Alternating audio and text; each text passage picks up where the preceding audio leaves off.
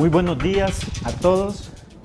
Muchas gracias por invitarme a esta semana del economista agrícola en el CURLA y procedo a hacerles una exposición denominada Economía Real. Economía Real, parto de la siguiente provocación para ustedes que son economista agrícola. Pienso que en este momento la economía agrícola no existe y ya van a saber en el proceso de la exposición por qué. Procuro involucrarlos, procuro incentivarlos para que trabajen por el desarrollo rural y el desarrollo rural es la economía real que tenemos. Entonces, en principio les voy a hablar de lo que yo considero deberían de ser las teorías que tenemos que retomar para enrumbar la economía agrícola. Y por lo tanto le voy a hablar de 8 autores importantes que a lo mejor ustedes conocen, pero les han dado un tratamiento marginal o un tratamiento particular y es necesario juntarlos a todos para tener lo que denomino la economía real. En principio les voy a hablar de Alexander Chayanok. Alexander Chayanok es un economista ruso, situado en la Revolución Rusa. Él habló del tema clave que es la unidad campesina, la unidad familiar. El mensaje es que en este ámbito de una economía hacia la gran producción, el valor agregado, la exportación, la divisa, no tiene sentido si no tomamos en cuenta la economía local, si no recuperamos la economía campesina. Para Chayanok deben cambiar los estándares de medición del desarrollo. Debemos dejar un poco atrás los estándares productivistas y tener en cuenta estándares culturales. Para Chayanok la economía campesina es cultura, es convivencia, la ganancia está ahí presente, pero no solo se trata del tema de la ganancia. También es importante que sepamos que en nuestras economías centroamericanas la pequeña producción es la que produce la riqueza nacional, pero el problema es que coincide con que estos productores de la riqueza nacional son los pobres. Entonces, Chayanok nos dice, trabajemos por la economía campesina que tiene valor agregado. Un segundo personaje del que les quiero hablar es Enrique Lex. Enrique Lex es el padre del ecodesarrollo. Tiene un libro importante que ustedes pueden buscarlo, se llama Ecología y Capital, para profundizar lo poquito que yo les voy a decir. En la modernidad, en los procesos económicos de conversión de deuda externa por desarrollo, él dijo lo siguiente: realmente no preocupa la deuda financiera, preocupa lo que él llama la deuda de la razón, y la deuda de la razón es que a los países, a través de la deuda financiera, a través de los compromisos que adquieren, le han quitado la posibilidad de que puedan hacer sus políticas, y ahí va en cuenta la política agrícola. Enrique Lex nos estaría diciendo que ya no tenemos política agrícola. También un concepto importante que tenemos que quedarnos de Enrique Lex es el tema de la productividad. Existen para él 3 tipos de productividad: la productividad natural que todos conocemos, la productividad cuando ponemos a la materia prima en procesos de transformación, y una productividad importante que es la productividad cultural. Ustedes como economistas agrícolas tienen que razonar sobre este tema de cultura, igual como nos dice Chayanok. Enrique Lex nos habla del tema de la cultura. Parece ser que la variable más trascendente para propiciar desarrollo rural es ligarlo a la cultura y ligarlo al desarrollo local, y ahí los economistas agrícolas tienen deficiencias o tienen retos. Otro autor importante que les va a asombrar es Paulo Freire. Paulo Freire, que escribió el libro La pedagogía del oprimido, y ya antes de morir dejó un legado con un libro que se llama La pedagogía de la esperanza, y hace una crítica fuerte al neoliberalismo de la teoría del producir y producir. Nos regaló un libro importante que hay que buscarlo, que es Extensionismo Rural, y ahí él trabajó 2 variables, extensionismo y comunicación. Dice que hay una diferencia sustantiva y que los extensionistas solo han estado comunicando, pero no se han estado comunicándose con la gente. No han estado buscando lo que Paulo Freire denomina la síntesis cultural. Esto trasciende la lucha de clases que estaba situada en ese momento, que hablaba de la geocultura, de la geoeconomía, perdón, y él posiciona la geocultura. Es importante tener en cuenta la cultura de la población. Por ejemplo, podemos poner un ejemplo de mayor productividad en el grano de frijol, pero esta productividad tiene que estar relacionada, por ejemplo, medir los tiempos de cocción, medir el color, medir los pesos, medir el gusto, y hay que preguntarle a la gente si le gusta. Entonces, no hay que hacer una investigación y una extensión rural disociada. Igual como Freire nos decía, hay que aprender entre iguales, hay que aprender los símbolos. Entonces necesitamos aprender los símbolos del desarrollo rural. Y probablemente los economistas agrícolas estén situados en los símbolos de la ganancia en este momento. Otro autor importante que necesitamos conocer es Joseph Stiglitz. Es el economista más importante del momento. Es un economista premio Nobel. Joseph Stiglitz sobre todo nos habla de comercio justo, digamos que rescata la teoría de Raúl Previs de las relaciones de términos de intercambio desiguales. Stiglitz dice que en sus estudios él ha comprobado que existe comercio justo, pero para la mitad del mundo. Para la otra mitad del mundo lo que existe es comercio injusto. Él estuvo trabajando mucho en la Organización Mundial del Comercio, lo que se denominó la Ronda de Doha. La Ronda de Doha, la expectativa era que se convirtiera en una ronda del desarrollo, es decir, que la Organización Mundial del Comercio no solo hablara de comercio, sino que empezara a hablar de pobreza, de distribución desigual, del tema de los monopolios, pero según Stiglitz, la Ronda de Doha no cumplió sus propósitos y él lo que propone es una ronda abierta. Su teoría de ronda abierta. ¿Esto qué significa? Que si intercambia un país grande con un país pequeño, el país grande le abra las puertas al país pequeño. También Stiglitz denuncia los temas de biopiraterías, denuncia cómo las transnacionales a través de mecanismos de promover corrupción se han insertado en los países.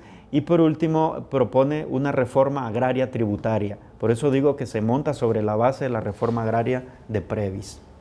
Un siguiente autor importante es Theodor Schulz. Theodor Schulz es el mentor de la teoría del capital humano. Theodor Schulz en los años 50, en un libro Invirtiendo en la Gente, dijo que si conociéramos sobre la teoría agrícola, resolveríamos muchos problemas económicos. Y a su vez le agregó, si conociéramos de la teoría de la pobreza, también resolveríamos muchos de los problemas económicos. Él asociaba la teoría agrícola con la teoría de la pobreza, porque en ese tiempo todavía la pobreza no había llegado a las ciudades, no teníamos pobreza urbana.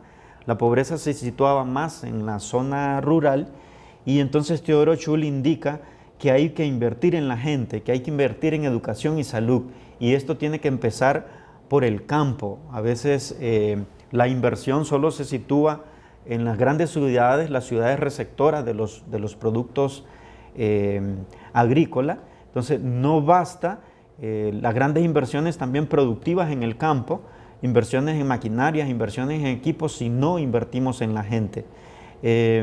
Theodor Schulz aborda el tema de las necesidades de la gente, está preocupado por la gente y va más allá de la teoría malthusiana que ustedes como economistas han de conocer, donde decía de que la producción iba a ser insuficiente para alimentar al gran número de pobres. Entonces Theodor Schulz, con inversión en la gente, resuelve este problema. Por eso es necesario rescatarlo como un economista agrícola, que no se le ha visto de esta forma. Otro economista agrícola que propongo es Muhammad Yunus. Muhammad Yunus trabajaba en una universidad en Bangladesh, en el campo de la economía agrícola como ustedes, y de repente vio que su clase iba muy bien en el aula, pero su entorno de aula era pésimo, de condiciones paupérrimas, que la gente se estaba muriendo y entonces se inventó una estrategia importante del microcrédito, fundó lo que se llama el Grameenbank, el Banco de los Pobres, y de un día para otro tenía 7 millones de clientes, en un 99% mujeres, y demostró que no caían en mora, demostró cómo a través del microcrédito, no solo es para motivar la producción, sino a través del microcrédito se sale de la pobreza. Luego su teoría la agrandó y ahora habla de empresas sociales. Empresas sociales lo pone como algo aparte de los temas de la caridad o la responsabilidad social empresarial, que él dice que ha caído más que todo en mercadotecnia.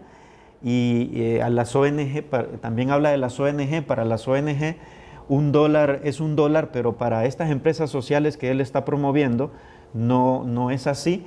Y últimamente está hablando de un capitalismo humano y ya han fundado empresas transnacionales del desarrollo.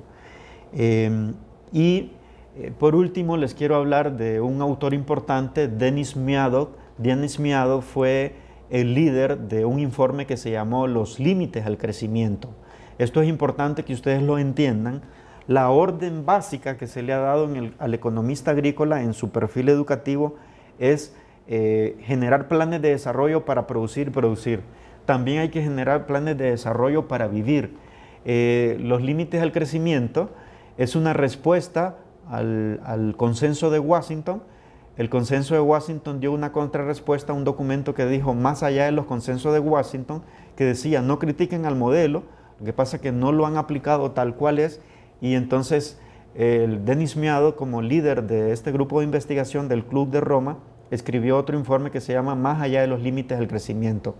De modo que esto pasa porque los países India, China, Estados Unidos firmen el informe de Kioto, pasa porque tengan en cuenta los daños ambientales en su proceso de producción, pasa por una responsabilidad social mundial en el tema del ambiente.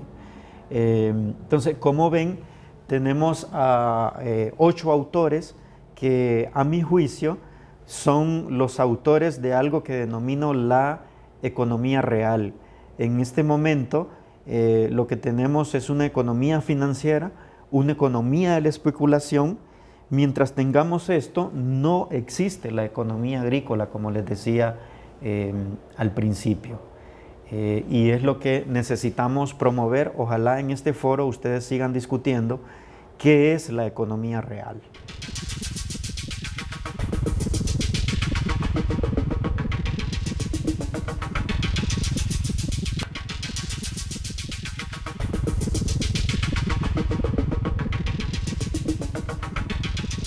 Muy bien, continuamos. Una vez que hablamos de los aspectos teóricos, voy a hablar de la primera aplicación que les refería al principio, que se sitúa en Nicaragua. Esta parte la denomino el péndulo del desarrollo rural en Nicaragua. Lo primero es que ustedes, como economistas agrícolas, reconozcan 3 problemáticas sobre acciones importantes de la economía agrícola y de la ingeniería agrícola también, que son investigación, extensión y producción de semillas. Detrás de estas 3 acciones hay 3 problemas importantes. En la investigación, en este momento se está haciendo para la gran producción. La extensión se está haciendo como un servicio empresarial y la producción de semillas se hace vía las transnacionales. Esto nos hace un problema finalmente termina en un problema de exclusión social. Trabajar para las transnacionales, trabajar para el servicio empresarial y esta investigación a grandes rasgos. Y pueden existir varios tipos de exclusión. Yo tengo, por ejemplo, una exclusión como externalidad que ustedes saben el concepto de externalidad, que sin proponérselo, como un gran productor, por ejemplo, no puede integrar a la población que vive ahí en la localidad donde produce. Eso es una externalidad negativa, no genera empleo. Puede existir una exclusión deliberada, digamos, alguien se lo propone, un proceso de acumulación, acumulación y acumulación natural. También puede haber una exclusión política, por ejemplo, las instancias de gobiernos solo pueden apoyar a determinados grupos, y lo que yo he descubierto es que con estas variables, investigación, extensión y producción de semillas, existe una exclusión real. ¿Cuál es la exclusión real? Es que en los planes de desarrollo se habla deliberadamente de sitios favorecidos y sitios desfavorecidos, y por lo tanto los gobiernos o las entidades solo trabajan con los sitios favorecidos y de inmediato excluyen de los procesos de desarrollo rural a los sitios desfavorecidos. Muy importante que en esta lámina que les voy a mostrar de un documento que se llama PACA. El documento PACA es la Política Agraria para Centroamérica, y voy a leer literalmente lo que dice este documento. La política agrícola centroamericana, dice, se articulará con otros esfuerzos regionales en temas que por su naturaleza multisectorial no son competencia directa o exclusiva del sector agrícola, pero con los cuales mantiene una estrecha vinculación, como son la reducción de la pobreza, la seguridad alimentaria, el desarrollo rural y el manejo adecuado de los recursos naturales y el medio ambiente. Esto a mí me asombra, porque una política agrícola centroamericana que dice que los problemas de pobreza, que los problemas de desarrollo rural no tienen que ver nada con la agricultura, con la generación de tecnología agropecuaria. Entonces, esto lo que hace al final es que tenemos un comercio intra y extrarregional injusto, excluyentes, a altos precios. Y lo que necesitamos propiciar es lo que antes decía Joseph Stiglitz, un comercio justo. Entonces, el primer reto que ustedes tienen como economista agrícola es cómo se hace la comercialización agrícola. El segundo reto es cómo se genera tecnologías. Las tecnologías se generan de forma excluyentes. Puede ser tecnologías que dependan del extranjero, o pueden ser tecnologías muy propias, tecnologías endógenas, pero que no tienen la capacidad de arrastre de los pequeños productores, o sea que las tecnologías solo están situadas en la gran producción, y por eso es importante ver cómo se puede generar tecnología en la pequeña producción. Y un tercer concepto tiene que ver con el desarrollo institucional. Para mí el desarrollo institucional es lo más importante. Ahí se necesitan políticas de participación, políticas de cohesión social, redes de pequeños productores. Se necesita estar bien enlazado el mercado local con el mercado internacional, políticas para la pequeña y mediana producción. Entonces, ¿qué les he dicho hasta el momento? Cambien la forma de cómo han hecho investigación, cambien la forma de cómo hacen la extensión agrícola y cambien la forma de cómo se hace la producción de semilla. Pero además, cambien la forma de cómo hacer comercio, tiene que ser un comercio justo. Cambien la forma de cómo generar tecnología, tiene que ser una tecnología incluyente. Y lo más importante es el desarrollo institucional. Esto yo le denomino la segunda generación de tecnología. Antes pensábamos que insertando mejor tecnología las cosas iban a cambiar para el desarrollo rural, pero ahora lo que yo propongo es esta segunda generación de tecnología, que es organizándose de otra forma podemos generar desarrollo rural. Aquí yo estoy mostrando una lámina. En el caso de Nicaragua, el péndulo del desarrollo rural, ¿qué es? Pasaron 16 años de economía neoliberal que tenía un enfoque productivista, pero este enfoque productivista no era institucional, era un enfoque que solo tenía en cuenta el sector de ventajas competitivas, la asociatividad de los actores privados. O sea, funcionaba bien el enfoque productivista, pero no era institucional. Luego, a partir del 2006, se cambió el enfoque productivista, ganó el gobierno sandinista y se pasó a un enfoque productivo pero populista. Aquí el problema es el siguiente: ya se tiene un enfoque institucional, pero es un enfoque politizado, trabaja con mujer, pequeño productor, granos básicos. Entonces, la idea del péndulo del desarrollo es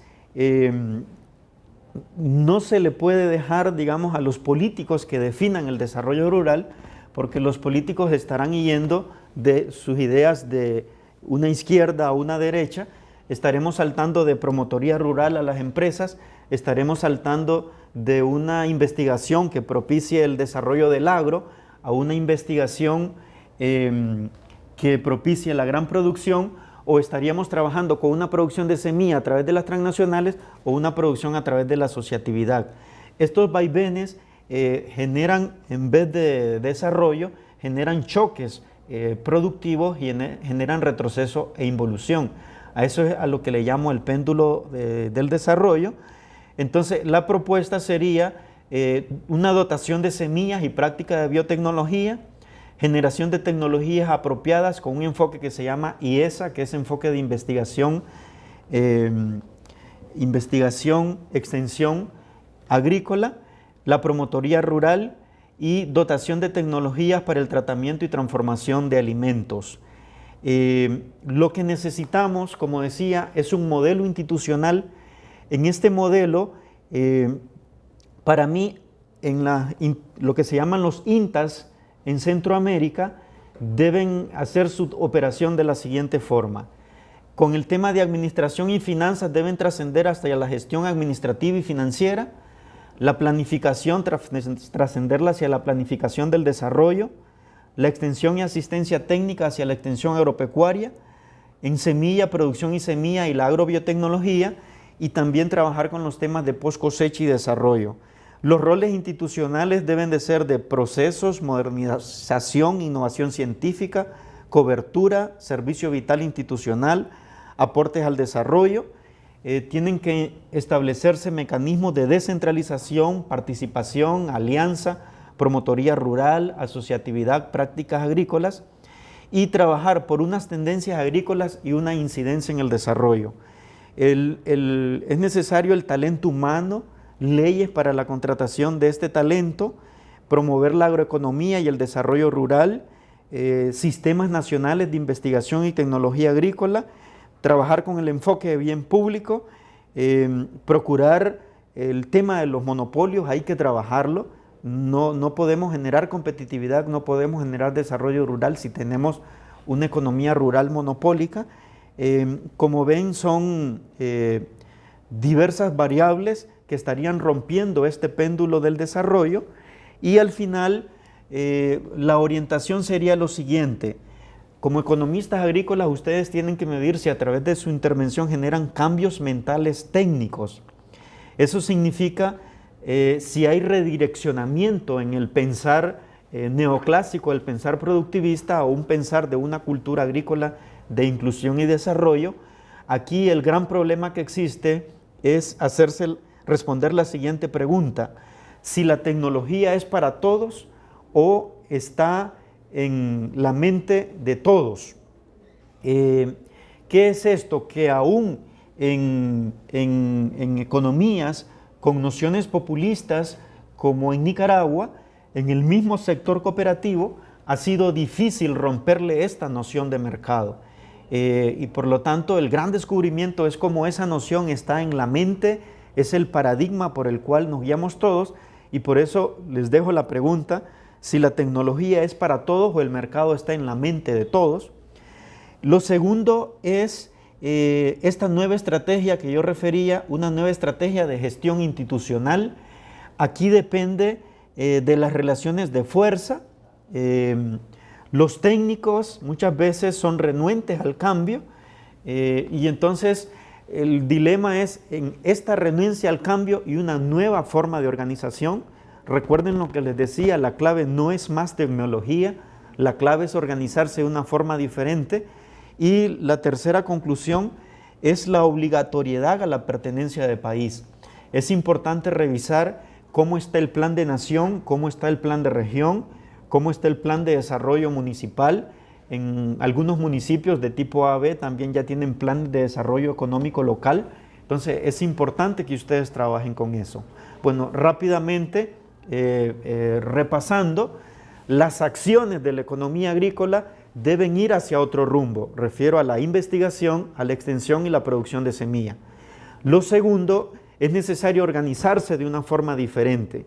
Por eso hay que trabajar con comercio justo, tecnologías excluyentes y una forma de organización que involucre a todos.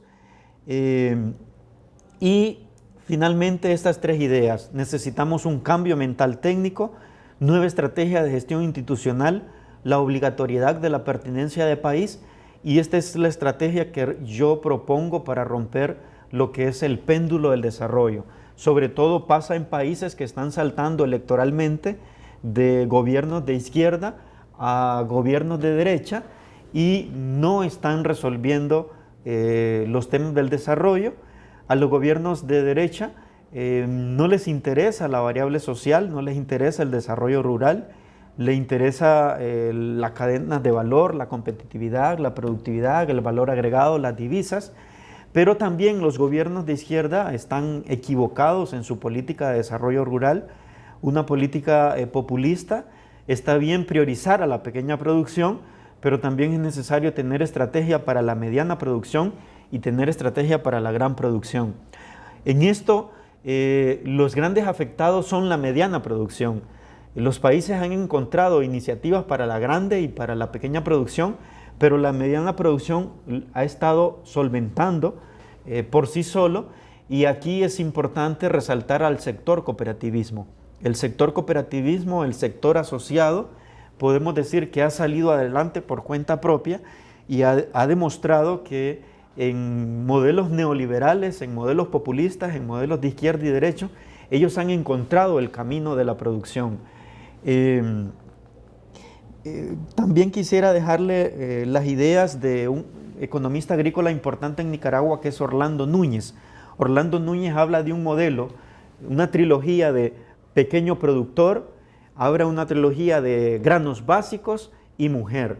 Él, a través de esto, hace una propuesta interesante del desarrollo, habla de programa productivo alimentario, habla de programas hambre cero, habla de los temas de bono tecnológico, pero aquí lo importante es cómo rompemos paradigma. Él hizo su propuesta ante mentores de organismos internacionales y esta propuesta no es asimilada de inmediato, pero él ha logrado demostrar y está demostrando cómo a través de mujer, pequeño productor y granos básicos se puede lograr el desarrollo rural.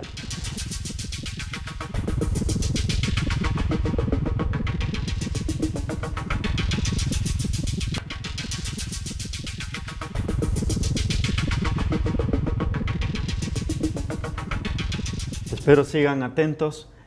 Ya hemos hablado de qué es la economía real y he tratado de insistirles de un gran problema que se da en la economía real, que es el péndulo del desarrollo rural, que es estar saltando de unas políticas agrícolas ortodoxas a unas políticas agrícolas populistas, y ambas le hacen daño sobre todo al pequeño productor y a sus comunidades.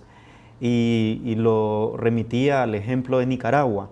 Enseguida voy a hablar un poco de cómo veo la institucionalidad en Honduras, y esta parte le he denominado la desaparición forzada del desarrollo rural en Honduras.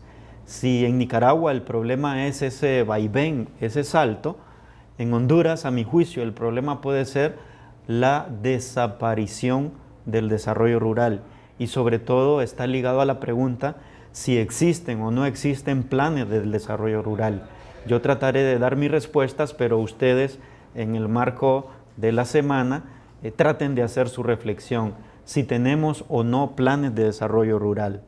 En principio pienso que en el país tenemos una historia truncada del desarrollo rural.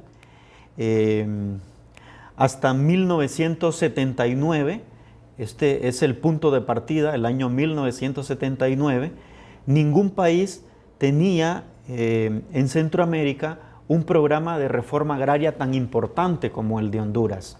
Y luego pasó a un segundo lugar al darse la Revolución Popular Sandinista en Nicaragua y poner como prioridad el tema de la reforma agraria.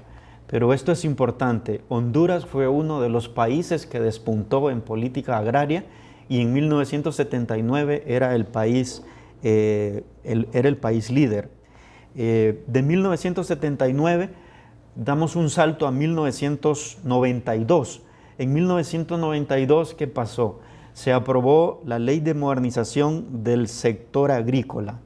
La Ley de Modernización del Sector Agrícola, sí es cierto que vino a dinamizar esta lógica que vengo insistiendo en la charla de la gran producción, del sector de ventajas competitivas, de la cadena de valor, de la exportación, de la producción de divisas.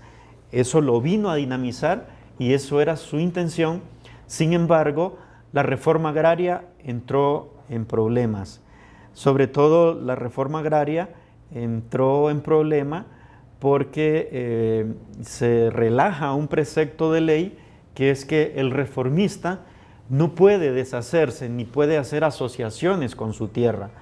Pero esta ley permitió que eso se liberara un poco y como la prioridad era para la gran producción, recuerden, antes dije investigación para la gran producción, extensión a través de empresas, a través de la tercerización, la producción de semilla a través de las transnacionales.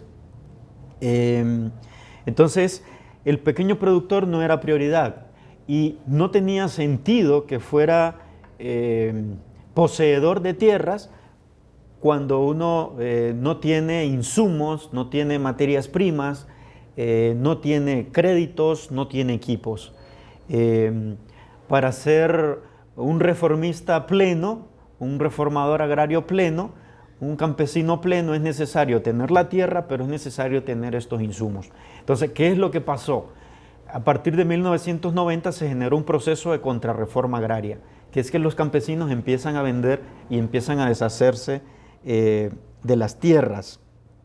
Y entonces ahí aparece, en vez de una lógica de progreso, en vez de una lógica de desarrollo, aparece una lógica de sobrevivencia, una lógica de sálvese quien pueda, y en esa lógica de sobrevivencia, no solo en Honduras, sino en otros países que han pasado por estos procesos, el impacto negativo final es que yo puedo pasar de ser poseedor de tierras a pasar a ser un peón de tierras. Entonces el proceso, en vez de ir avanzando, hace una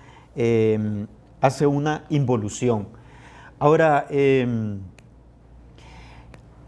alternativas hay ante esto? Pueden haber muchas alternativas, pero si el contexto de país, el contexto de región centroamericana y el contexto latinoamericano es un contexto de seguridad nacional, entonces los gobiernos de seguridad nacional sencillamente limitan las alternativas. Entonces no habría más alternativa que acomodarse a sus procesos de pobreza. También otro impacto es que se interrumpen los procesos analíticos y prácticamente quedamos sin plan de desarrollo rural. Quiero citar un plan importante que se denominó Plan de Acción Inmediata. En 1982 y 1986, Honduras tuvo un plan de acción inmediata. Ese plan promovía, por ejemplo, la producción de granos básicos, era importante.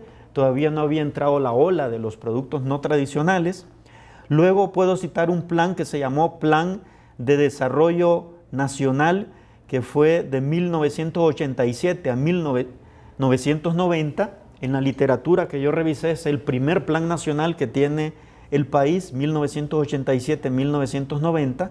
Es un plan que está basado sobre procesos de desarrollo agrícola, sobre procesos de desarrollo rural, pero después de los 90 vienen los programas de estabilización y ajuste estructural. Entonces ahí prácticamente el país se olvidó de los planes de desarrollo rural y no fue hasta 1999 que tuvimos otro nuevo plan que se llamó Plan Maestro de Reconstrucción Nacional, que fue la respuesta a los daños del huracán Nix. Hasta ahora, 2010, que aparece un nuevo horizonte, que es el Plan de Nación. Entonces, prácticamente yo indico y lo que encuentro es que de 1979 al año 2010 el desarrollo rural, el desarrollo agrícola ha estado marginado, pero con este Plan de Nación hay una nueva esperanza en el desarrollo rural. ¿Y cuál es la esperanza? Que ya hay un contexto, ya no estamos en reforma agraria, ya no estamos en seguridad nacional, ya no estamos en el afán de dar el salto rápido de la sustitución de importaciones a la promoción de importaciones. ¿Y qué es lo importante? Que los sectores aprovechen los instrumentos que tenemos. ¿Cuáles son los instrumentos? La estrategia para la reacción de la pobreza, por ejemplo, uno de sus objetivos, aunque hay que rescatarla, ponerla vigente, la estrategia dice acelerando el crecimiento económico y equitativo, y planteaba disminuir la pobreza en zonas rurales. Es importante que, aunque surgió un plan de nación, esta estrategia tiene que rescatarse, y ahí hay una permisibilidad para hacer de desarrollo rural. Decía claramente, hay que disminuir la pobreza en zonas rurales. Otro instrumento importante son los Objetivos de Desarrollo del Milenio. Los Objetivos de Desarrollo del Milenio hablan de la sostenibilidad del medio ambiente. También es otra ventana que le da permiso a los sectores profesionales como ustedes, a los sectores sociales, al Estado, a las ONG, para trabajar en el desarrollo rural, para hacer procesos de resocialización institucional. Significa que las instituciones agrícolas, forestales, de tecnología del país retomen estos procesos, y luego el instrumento magno de este momento es el Plan de Nación. El Plan de Nación dice literalmente: una Honduras productiva, generadora de oportunidades y empleo digno, que aprovecha de manera sostenible sus recursos naturales y disminuye la vulnerabilidad ambiental. Entonces, ahí están esos tres instrumentos. Se han aprovechado para los intereses históricos, pero no lo hemos aprovechado muy bien todavía para el tema del desarrollo rural.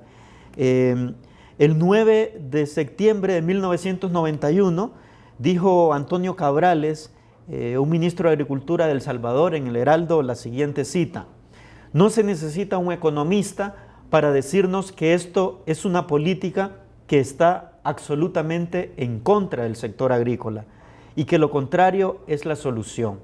Entonces, aquella política que potencia el desarrollo agroindustrial sin tener en cuenta a los pequeños productores, que potencia la exportación sin tener en cuenta a los pequeños productores, que forma conglomerados, y de nuevo es como la segunda ola de la teoría de la dependencia. Solo que ahora no son sectores periferios, sino son sectores peones de los grandes productores agrícolas. Entonces, aquí el mensaje claro que quiero que entiendan, que en este momento, según los instrumentos que hay en el país, hay permiso para ejercer desarrollo rural, y como tenemos una historia donde prácticamente no había permiso, es importante enterarse de esto. Yo trabajé en el Valle de Amarateca, mi tesis doctoral, de ello resultó un libro que se llama Economía para la Reducción de la Pobreza, y ahí yo aplicaba, a lo mejor después, a través de los organizadores del evento, puedo enviar la metodología, una metodología que le denominé medios rurales, que medio significa metodología de desarrollo integral y oportunidades rurales. Esta metodología en el Valle de Amarateca es importante, y aquí vuelvo a uno de los teóricos que hablaba, Chayanok, la importancia de la economía campesina o la importancia del pequeño productor. En el Valle de Amarateca sucede de que la gran producción no tiene que ver nada con el desarrollo rural, no existe el mediano productor, solo existe el pequeño productor. Entonces el modelo también que yo propongo ahí es un modelo de desarrollo de pequeña producción y cohesión social. ¿Qué cosas interesantes descubrí en el Valle de Amarateca a pesar de toda su pobreza? Uno, que los pequeños productores agrícolas ahí tienen una visión de sistema empresarial cooperativo, de sistema empresarial asociativo. ¿Cuál es el problema? No hay nadie quien los organice. Todos están trabajando con el sistema de individualidad, con el sistema de competitividad. Lo segundo, adquieren tecnologías con criterio humanizante. Esto tiene que ver con su condición de pobreza, pero también tiene que ver con una actitud cultural para la generación de empleo. Aunque generan poco empleo, pero el empleo que generan es un empleo permanente, y esto le llamo yo que adquieren tecnologías con criterio humanizante. También tienen ventajas competitivas directas del rubro agrícola. Por ejemplo, ahí hay una producción impresionante de horticultura que está abasteciendo al mercado salvadoreño. La producción de tomate, el mejor tomate del país, se produce en el Valle de Marateca y tienen proveedores diversos. Yo ahí, esta metodología, al final la resumo en que después de aplicarla, tenemos que sugerir 10 grandes acciones. Y en el caso de Marateca, por ejemplo, para el tema de granja de agricultura y no tradicional, yo planteaba instalación de recolectoras comunales de mangos. En todos los patios de Marateca hay mangos y el mango está desperdiciándose. Segundo, conversión de productos hortícolas y no tradicionales. Ellos están produciendo guayabos, mangos, cítricos, pero lo hacen como hobby, tiene que hacerse vía una conversión empresarial. Tercero, fomentar la producción agrícola a pequeña escala, especialmente el tomate. Cuarto, aperturar granjas múltiples. Ahí hay expertos en pollo, porcinocultura, piscicultura, etcétera, pero a nadie se le ocurre fundar su propia empresa. Para el tema de los talleres, que es una cosa que tiene que estar asociado, no solo trabajar lo agrícola, es importante ustedes como economista agrícola que lo comprendan, deben hacer estrategias que complementen lo agrícola, la manufactura y comercio y servicio. En la manufactura, fomentar la industria del ladrillo. El Valle de Marateca abastece a Tegucigalpa y hasta Choluteca para la producción de habitaciones. De forma paradójica, se construyeron 2 ciudades ahí, Ciudad Divina Providencia y Ciudad España, pero no se les compró ladrillos a estos productores. También equipar los talleres en alianzas comerciales. En el tema de comercio, una infraestructura comercial, instalar en el centro carretero Centro Norte, una ruta integral de turismo. Ahí en Amarateca tenemos el balneario San Antonio, balneario San Matías, balneario de Quelacún, y construir otros balnearios populares, centros de diversión infantil, parques infantiles, parques familiares. Ahí hay casas que al natural pueden servir para la diversión, y también promover el turismo rural en 2 circuitos alrededor de Divina Providencia y la zona rural de Támara. Entonces, esta es una idea de cómo en el Valle de Amarateca, que está aquí a 20 kilómetros de la Gran Tegucigalpa, hay una pobreza, hay una vida rural que se le puede rescatar desde su cultura, y necesitamos implementar esta metodología de oportunidades rurales que yo le digo, hacer macroestrategias de transformación, la transformación económica, el tema social, etc. Por ahí les dejo la experiencia de cómo veo la institucionalidad en Honduras, que de la desaparición podemos pasar al restablecimiento del desarrollo rural en el país.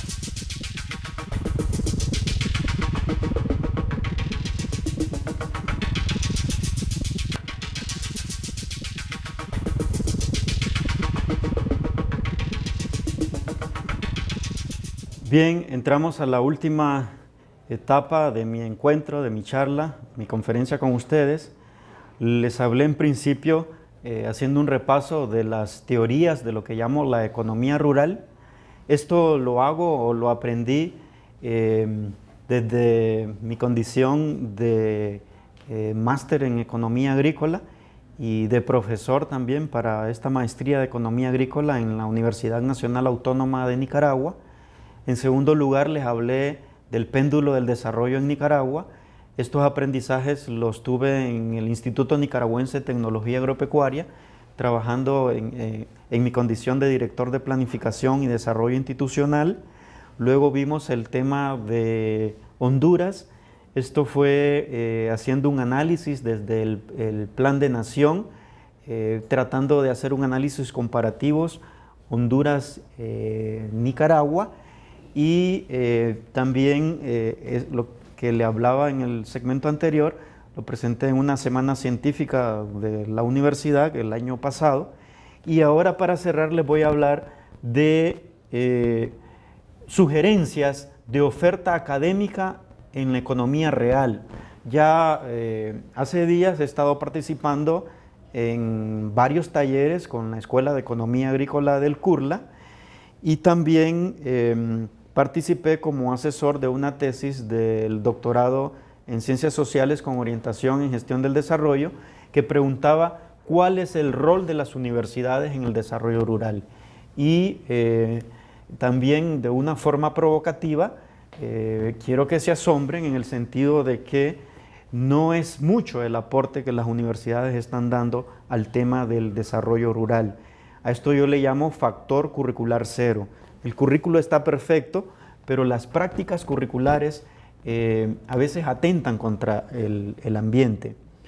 En primer lugar, en esta tesis se visitó la Universidad Nacional de Agricultura y ahí lo que se aconsejaba es que ellos pasaran de la producción agrícola al desarrollo rural. Estaban planteándose una maestría en desarrollo rural y junto con un compañero de trabajo que está en la UNA-Tela, se llama Víctor Henry, hicimos una propuesta para esta maestría en desarrollo rural para la Universidad Nacional Agraria y planteábamos, generalmente cuando planteamos esto lo hacemos vía asignaturas, es necesario trascender y hacerlo vía ejes curriculares. Entonces planteábamos un primer eje serían los métodos de investigación socioeconómica. Ahí estaríamos hablando de las clases de economía, estadísticas, sociología, proyecto de tesis. ¿Qué quiere decir? El economista agrícola tiene que volver a estudiar, a reeducarse, aprender de matemáticas, aprender de estadísticas, aprender de econometría. Probablemente estén haciendo un ejercicio empírico en sus trabajos y eso solo ustedes lo saben, pero en las instituciones donde yo he estado se trabaja mucho bajo el tema empírico, entonces es importante una maestría que refuerce esto. Luego la asociación entre economía y desarrollo, igual se trabajará las clases básicas del eje de la economía, que son la microeconomía, la macroeconomía y el comercio internacional. Pero es importante fundar una microeconomía rural, una macroeconomía para el desarrollo y un comercio internacional que tenga en cuenta el problema de Previs, que son las relaciones de términos de intercambio. Ese sería un segundo eje. Un tercer eje es el desarrollo rural. ¿Qué significa en el desarrollo rural? En el desarrollo rural, como economistas agrícolas, tienen que aprender a hacer planes de desarrollo rural, desarrollo regional, el tema del desarrollo económico local. Trabajé en la Asociación de Municipios de Honduras en el tema de desarrollo económico local. Es un tema que va muy avanzado, pero sé que los economistas agrícolas no están involucrados en ese proceso. Y entonces el desarrollo rural pierde esa sustancia que le puede dar el economista agrícola. Y un cuarto eje es la planificación del desarrollo. Ustedes tienen que saber de planificación, organización, dirección, control, ordenamiento territorial. Los temas estrictamente productivos hay que dejárselos a los ingenieros agrónomos, a los biólogos, veterinarios, a quien corresponda, pero el economista agrícola debe estar abocado a formular la estrategia del desarrollo. ¿Qué pasó con esta propuesta? Finalmente, yo particularmente concluyo que la Universidad Nacional Agraria, sentí en aquel momento, no estaba preparado para hacer este ejercicio del desarrollo rural. Y yo llegué a concluir que una maestría de este tipo, donde hay potenciales en la Universidad Nacional Autónoma de Honduras, el CURLA tiene que redisponerse para estos temas, pero lo tiene que hacer en asociación con otras instancias de la universidad. Por ejemplo, el posgrado centroamericano en Economía y Desarrollo, el posgrado latinoamericano de Trabajo Social, no hacer un ejercicio solo desde la ciencia agrícola o desde la ciencia económica. Un poquito hablamos también de SNACIFOR. SNACIFOR ha pasado de técnicos en dasonomía al tema de ingeniería agroforestal, y aquí lo que aconsejábamos es el perfil del dasónomo o el perfil del ingeniero agroforestal. Hay que revisarlo. Mirábamos que en los procesos de producción agroforestal un perfil tiene que ver con los temas de calidad y la orientación profesional. El profesional dasónomo y forestal tiene que estar orientado a la teoría y la práctica. Creo que hacen mucho ejercicio práctico, pero hay elementos teóricos que no lo están teniendo en cuenta, como estos elementos ambientales o de la economía real. La integralidad del profesional, también un profesional que tiene que estar abocado a la enseñanza, a la investigación, a la extensión, no solo a la agroforestería directa.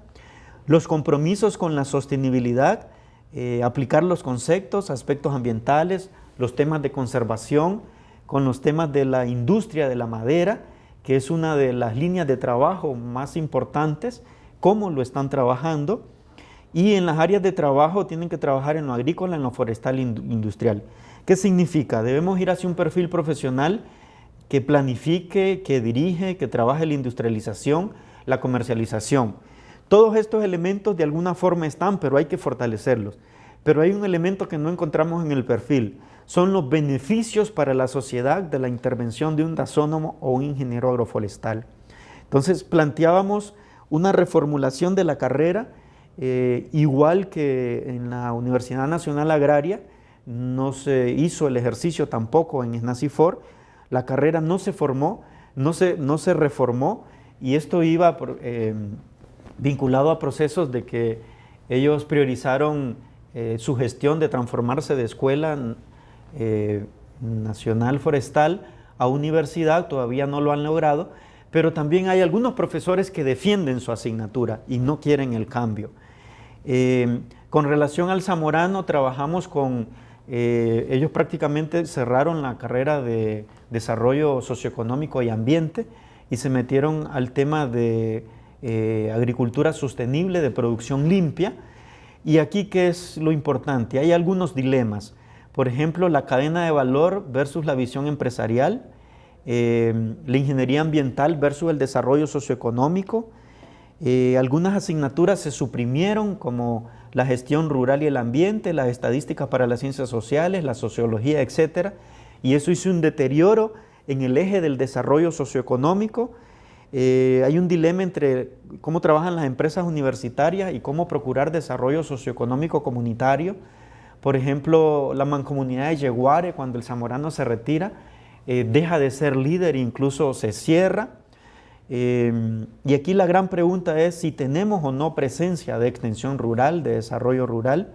Entonces, el Zamorano a mí me parece un ejercicio interesante, que ellos con 3 carreras hacen toda su institucionalidad. Lo que siguen es el proceso de producción. Hay una carrera de ingeniería para la producción, otra de ingeniería para la transformación y otra ingeniería para el comercio, y una carrera que van siguiendo la lógica, como era esta de desarrollo socioeconómico.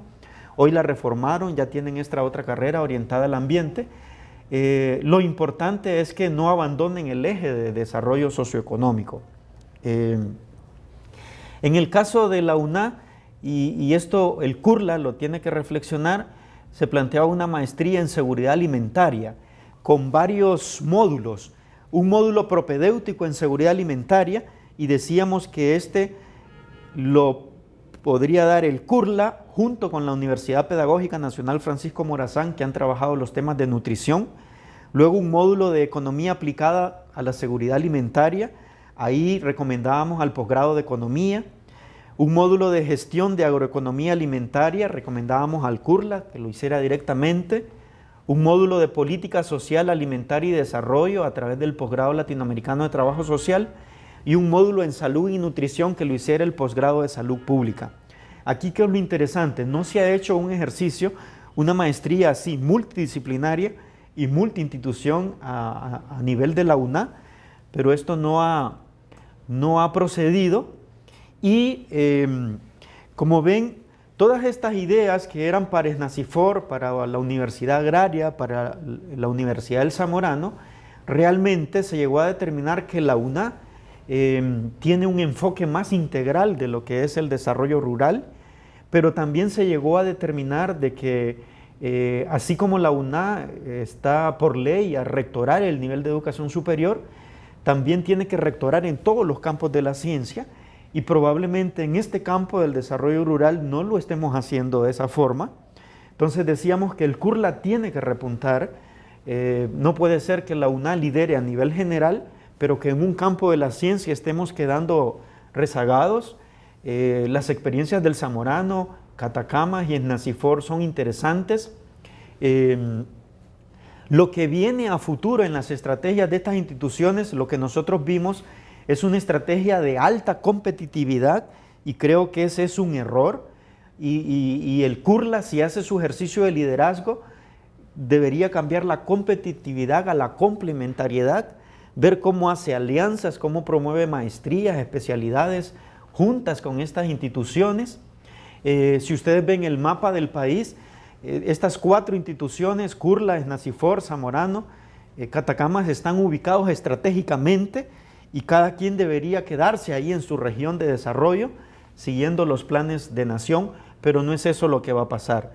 Lo que aconsejamos al CURLA es que trascienda el modelo zamorano de seguir el proceso de producción y haga un modelo, una carrera para lo económico, que sería reformar la carrera de economía agrícola hacia la socioeconomía agrícola, una carrera para el desarrollo, que es propiciar esa maestría que les hablaba, maestría en ecodesarrollo rural, y una carrera para la seguridad alimentaria o la pobreza, que sería una especialidad. Entonces, así el CURLA estaría trabajando economía y pobreza, economía y crecimiento, economía y desarrollo. Así termino mi intervención para hablarle de que no existe economía agrícola, necesitamos economía agrícola y esa será siempre y cuando haga un abordaje de lo que yo llamo la economía real. ¿Cuál es el reto? El CURLA, hacer un ejercicio de liderazgo a nivel de país en este tema. Muchas gracias.